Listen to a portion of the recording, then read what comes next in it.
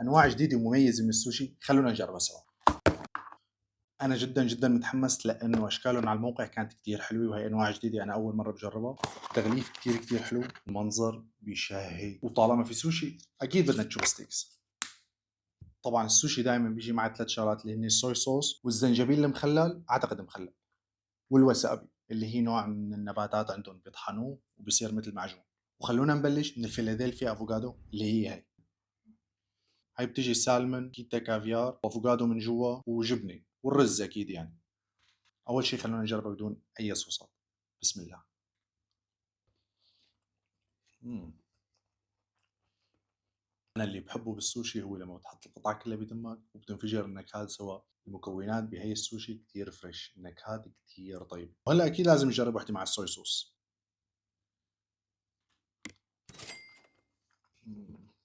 جماعة الخير، هالتحف الفنية اللي قدامنا هي من مطعم اسمه FWB. المطعم لسه عم يجهز للافتتاح، بس عمل خدمة ديليفري على البيت قبل الافتتاح، وانا حبيت جربه لانه هذا مطعم بريميوم. يعني حرفيا الجودة اللي عم اكلها بالسوشي عالية كتير كتير كتير، واضح جدا من الالوان من النكهات. الريحة اصلا الريحة كتير حلوة. وهلا مع اللكجري رول اكيد بلا صوص اول وحدة. واو.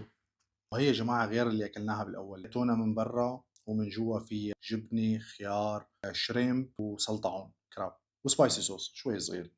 كتير كتير طيب. طبعا في كتير منكم يمكن عم يسأل حاله إنه هذا لحم ني أكيد زنخة. لا، لهيك السوشي ما بتتاكل بأي مكان، لازم تاكلوه عند محل مختص بيعرف شو عم يعمل. بس السوشي انعملت صح ما في أي زنخة. كتير طيب. واكثر شيء انا متحمس جربه هو الجولدن دراجون، رح خليها للاخير مشان نستلذ فيها. وهلا رح نجرب كندا رول، شكلها كتير غريب بس شو مبينه جوسي، كتير صوصات. هاي كندا رول يا جماعه، شوفوا شكلها كتير غريب وحلو. كتير طيب. واكيد في منكم عم يسالوا ليش انا ما فتحت هدول الاثنين، كثير نكهاتهم غريبه وما أنا متعودين عليها. انا من الناحيه الشخصيه ما بفضلهم. وبنجي للنوع الاخير اللي هو جولدن دراجون، التنين الذهبي، اللي انا كثير متحمس له بسبب رقائق الذهب اللي عليه. شوفوا لي المنظر يا جماعه. مم.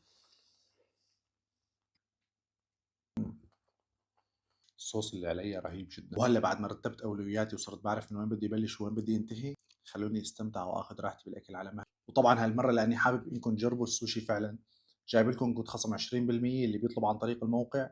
نصيحه لازم تجربوه وبيستاهل.